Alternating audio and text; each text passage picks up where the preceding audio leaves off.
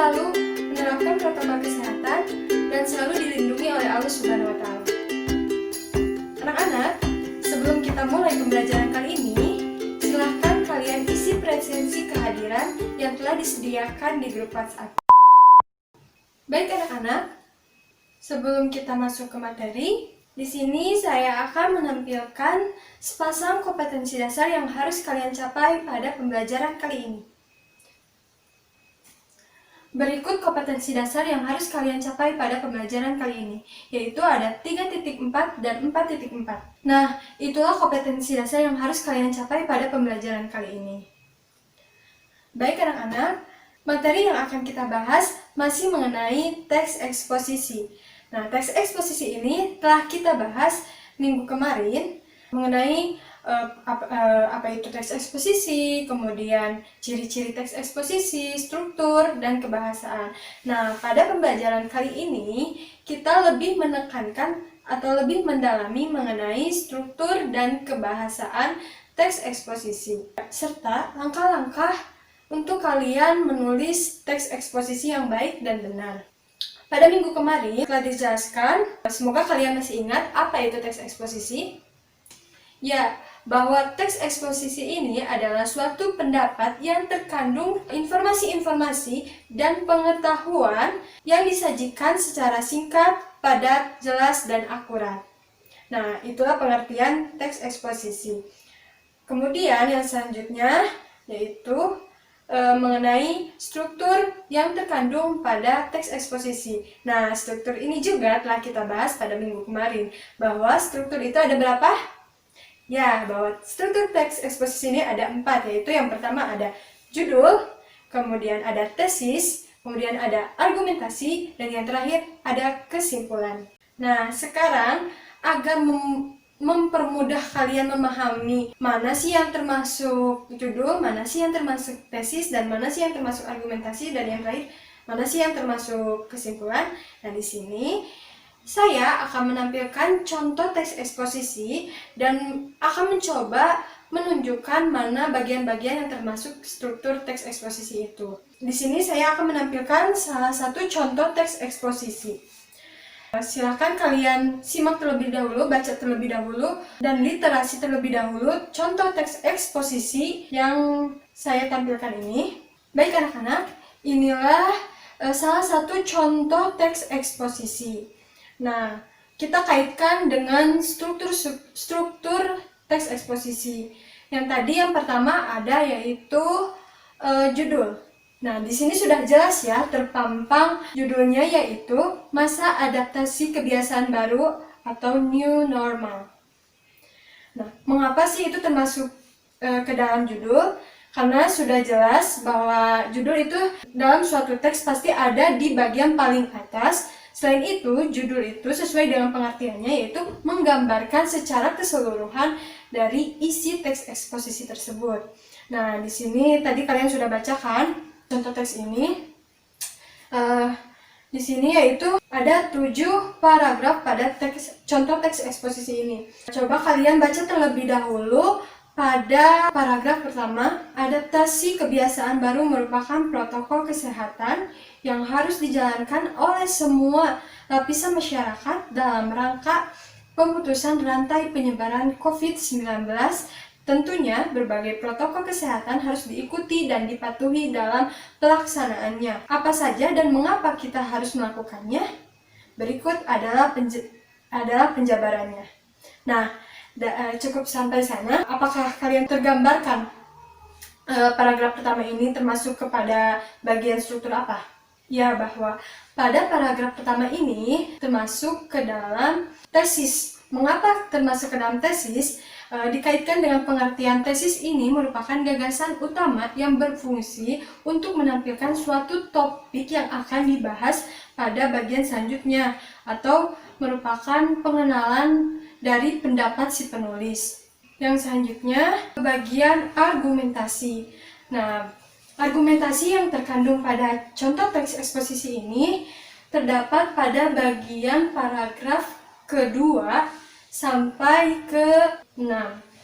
Mengapa paragraf tersebut termasuk ke dalam bagian teks argumentasi? Karena Bisa kalian baca dari paragraf pertama hingga paragraf ke-6, bahwa paragraf pertama dan ke-6 ini menjelaskan secara mendalam mengenai pengenalan pendapat dari tesis yang ada pada paragraf pertama, yaitu merupakan alasan-alasan dari pendapat si penulis. Yang pertama, bisa kalian baca bahwa hal pertama yang harus dilakukan adalah menghindari kontak fisik. Kemudian yang selanjutnya mencuci tangan. Kemudian yang selanjutnya, meskipun kita sudah tidak dalam masa PSBB atau pembatasan sosial berskala besar, kita harus menghindari aktivitas di luar rumah. Kemudian yang selanjutnya pada paragraf kelima yaitu mengenakan masker atau pelindung wajah. Kemudian yang paragraf ke-6 yaitu menjaga kesehatan. Nah, itu merupakan alasan-alasan dari pendapat si penulis. Nah, kan tadi pada tesis ini penulis berpendapat bahwa ada beberapa macam protokol kesehatan yang harus kita tepati atau harus kita ikuti dan patuhi. Nah, pada bagian tadi itu merupakan argumentasi karena merupakan penjabaran dari tesis tersebut. Nah, yang selanjutnya yaitu yang terakhir ada kesimpulan. Sudah jelas berarti kesimpulan merupakan pada contoh teks ini merupakan pada bagian paragraf terakhir. Mengapa ini termasuk ke dalam kesimpulan? Sesuai dengan pengertian yang telah kita pelajari minggu kemarin, kesimpulan ini merupakan penguat dari pendapat dan argumen si penulis. Nah, pada bagian terakhir ini, pada paragraf ini merupakan penguat si penulis terhadap argumentasi dan pendapat yang penulis tulis. Nah, di sini bisa kalian baca, yaitu maka ada baiknya kita mematuhi berbagai protokol kesehatan. Masa adaptasi kebiasaan baru yang meliputi jaga jarak, hindari kontak fisik, kurangi berpergian, gunakan masker di keramaian, dan selalu rajin mencuci tangan dan jaga kesehatan, bukan hanya untuk diri sendiri tapi untuk semua orang. Nah, sudah jelaskan itu merupakan penegasan ulang mengenai tadi yang telah disebutkan di bagian argumentasi. Seperti itu. Nah, itulah merupakan struktur yang terkandung pada teks eksposisi. Yang selanjutnya kita akan bahas mengenai unsur-unsur kebahasaan yang ada pada teks eksposisi. Nah, unsur-unsur kebahasaan ini juga telah kita bahas, bahwa unsur kebahasaan ini ada 4 unsur kebahasaan yang sering muncul pada teks eksposisi, yaitu yang pertama ada pronomina, nomina, verba, dan konjungsi. Nah, sekarang kita coba kaitkan dengan contoh teks eksposisi. Baik anak-anak, yang selanjutnya mari kita coba analisis kaidah kebahasaan pada sepenggal contoh teks eksposisi yang berjudul Perubahan Kurikulum Pendidikan di Indonesia. Nah, kita mulai pada kalimat pertama. Sistem pendidikan Indonesia dewasa ini mengalami perubahan yang sangat signifikan. Nah, pada kalimat pertama ini telah ditemukan kata ini. Kata ini termasuk ke dalam pronomina. Nah, apakah anak-anak masih ingat pronomina ini terbagi menjadi 2 bagian, yaitu ada pronomina persona dan pronomina non-persona. Nah, kalau pronomina persona itu merupakan kata ganti manusia, sedangkan pronomina non-persona itu merupakan kata ganti bukan manusia. Nah, dari pengertian tersebut, jika dikaitkan dengan kata ini, berarti kata ini itu termasuk ke dalam kata pronomina non-persona, karena kata ini bukan merupakan kata ganti manusia. Nah, yang selanjutnya ditemukan juga pada kata perubahan. Nah, kata perubahan ini termasuk ke dalam kaidah kebahasaan verba. Mengapa? Karena kata perubahan merupakan kata kerja. Lanjut ke kalimat selanjutnya. Perubahan tersebut terkait dengan kurikulum yang digunakan dalam dunia pendidikan Indonesia di mana kurikulum 2006 yang sejak lama diganti dengan kurikulum 2013. Nah, di sini juga telah ditemukan kata verba pada kata diganti. Nah, kata diganti ini merupakan kata kerja. Lanjut, walaupun tidak semua sekolah menggunakan kurikulum ini, namun tetap berjalan sebagaimana seharusnya. Nah, pada kalimat ini juga terdapat kaidah kebahasan baru pada kata walaupun. Nah, kata walaupun ini termasuk ke dalam kaidah kebahasaan konjungsi. Nah, apakah anak-anak masih ingat pengertian dari konjungsi ini apa?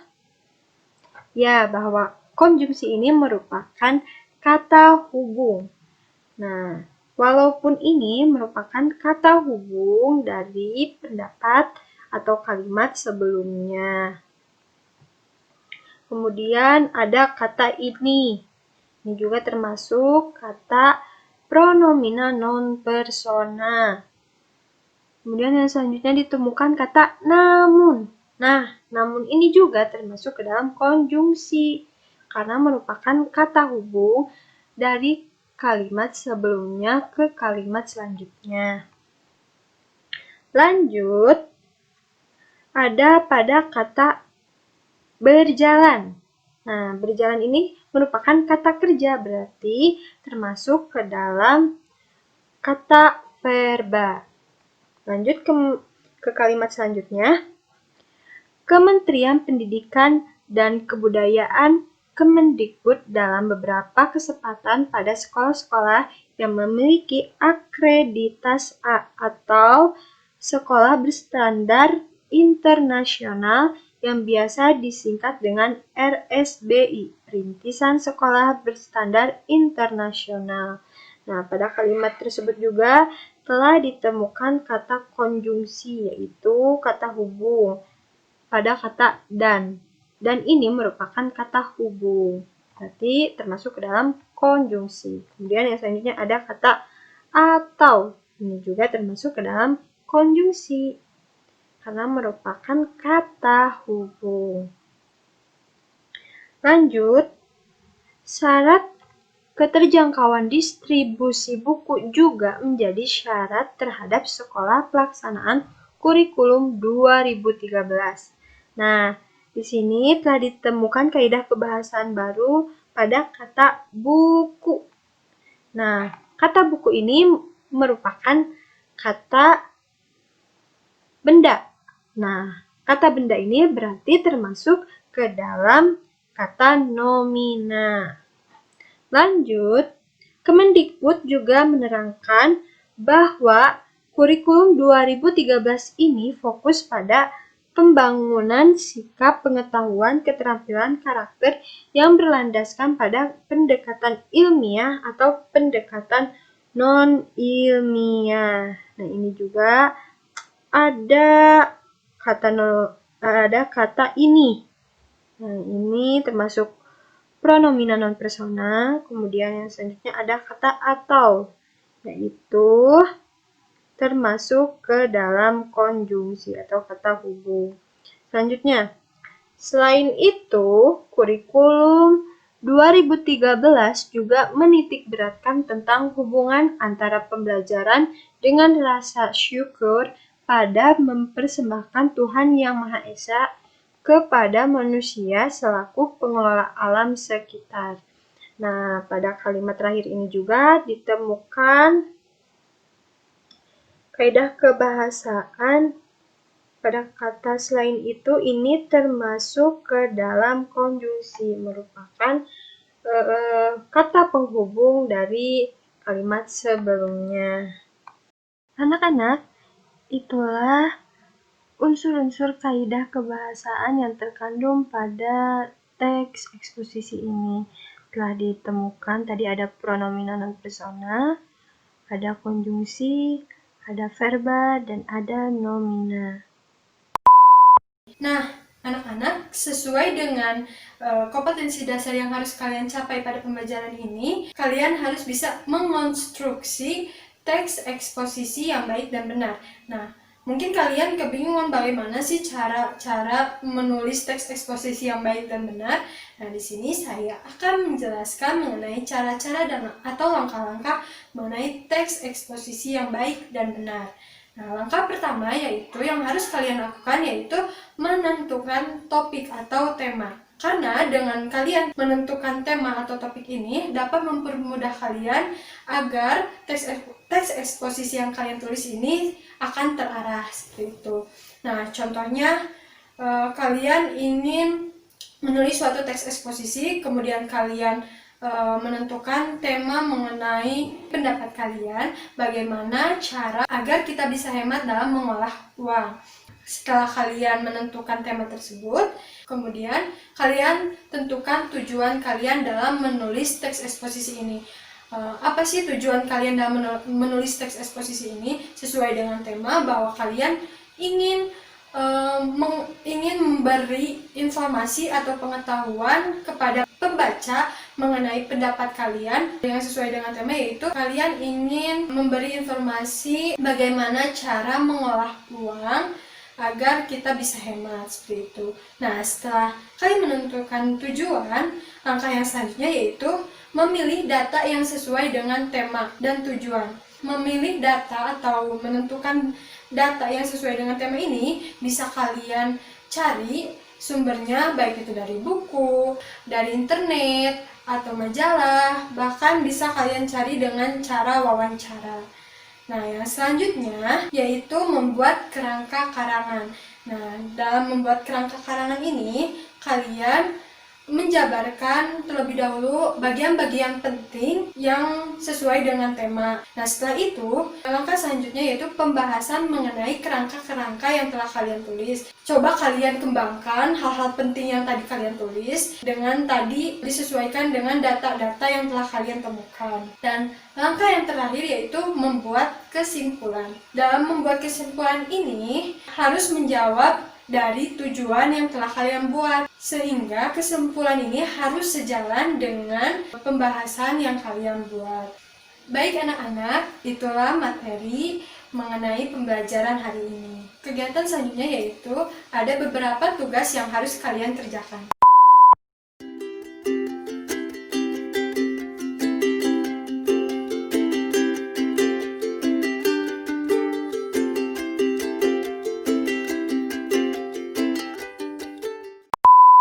Baik anak-anak, karena pembelajaran hari ini telah selesai, sebelum saya menutup pembelajaran kali ini, saya akan menyimpulkan materi pembelajaran yang telah saya sampaikan.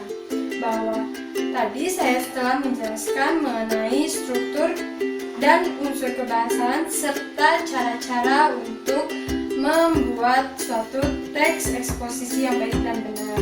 Struktur teks eksposisi ini tadi ada 4 struktur teks eksposisi, yaitu judul, tesis, argumentasi, dan kesimpulan atau penegasan ulang. Nah, yang selanjutnya yaitu tadi ada unsur-unsur kebahasaan, yaitu ada pronomina, nomina, verba, dan konjungsi.